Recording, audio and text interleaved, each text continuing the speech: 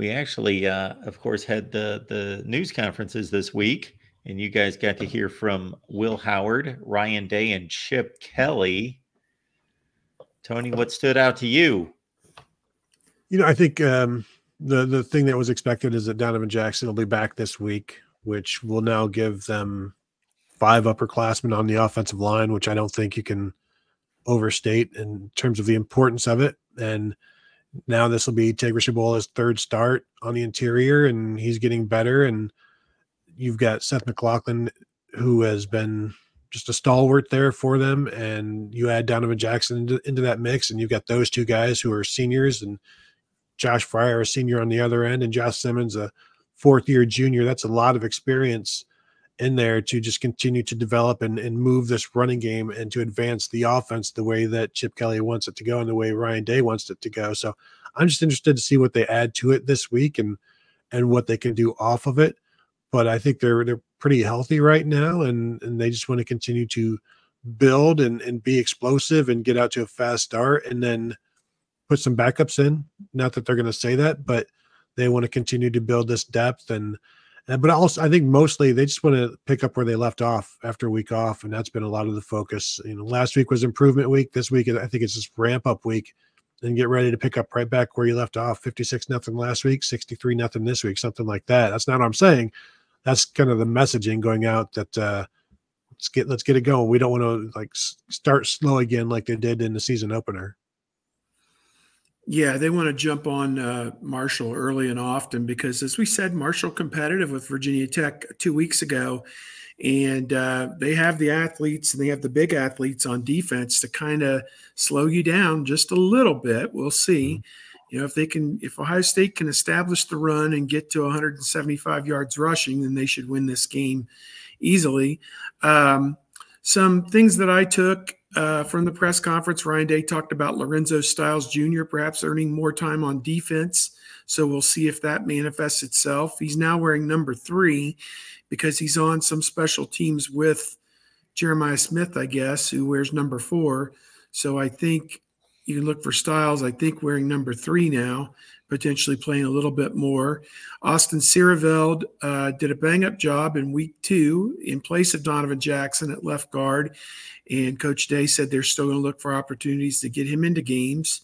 So that's something to watch. He could be that 6th offensive lineman in some sets. What else did Ryan Day really get into?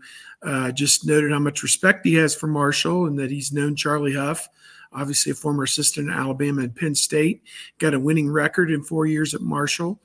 And they were picked this year to be 2nd in their division in the Sun Belt Conference after some lean years.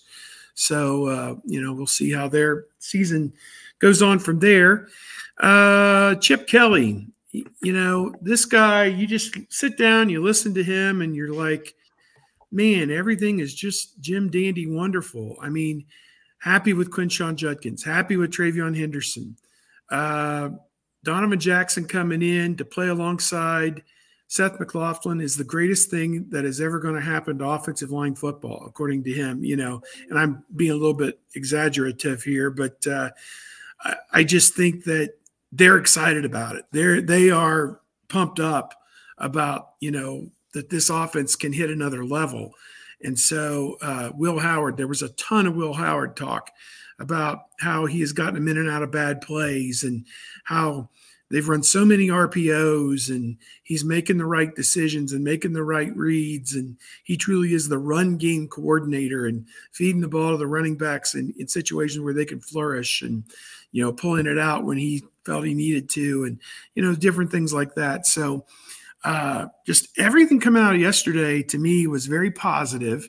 There hasn't been a lot of adversity yet for this team, no serious injuries.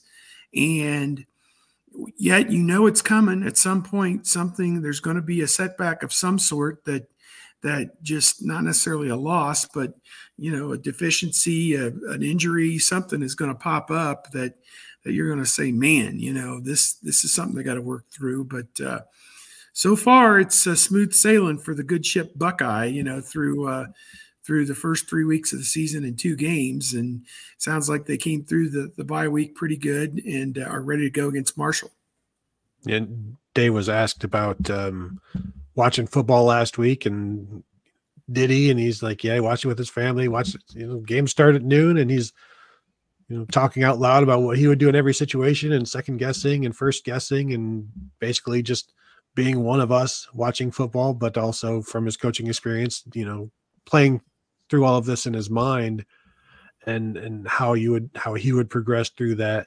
So I thought that was interesting that, you get the human aspect of coaches watching football and, being driven crazy by that as well. But then also being asked about Tyler Van Dyke going down, Quinn Ewers going down. Does that give you any pause for your team? And he's like, we've been working on quarterback depth. You saw that, they played 4 quarterbacks last week. They're trying to be prepared for anything because, they've been saying since January, the first time we talked to them about this year, like they're going to need more than one quarterback. So you've got to have more than one quarterback ready. And that's what they're trying to do. But it's hard you can't simulate games in practice for quarterbacks because they don't get hit. So the only experience they get getting hit is in games, and you never know truly how they're going to do until they are getting hit. But overall, they're going to continue to try to build that depth. And I asked Chip Kelly, since last week was improvement week, what did they work on? What did he work on with Will Howard? And he talked about spending time on footwork, technique, and play action. And I think you kind of saw that with the underthrow to Jeremiah Smith. That would have been a touchdown, but the deep shot that was underthrown and incomplete. But also just pre-snap recognition, post-snap decisions.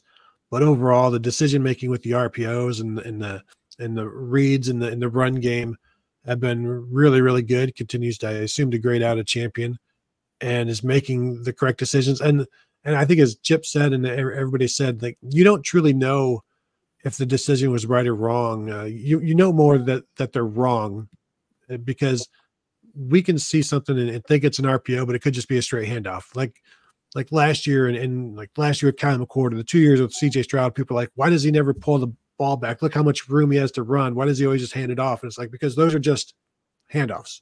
Those are just straight run plays. They're not reads. He's not reading anybody. He's just giving the ball away. And so a lot of these reads, if it goes well, it just looks like that's the play that was designed rather than Will Howard is making that decision in that moment. But when a play goes poorly, you're like, oh, he shouldn't have done that.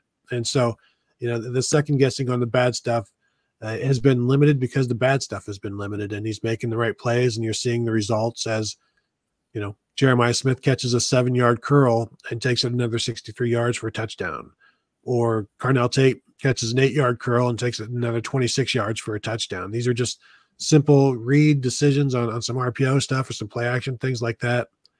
And you just get the ball into the playmaker's hands and you let him go do that. And he's been excelling at that.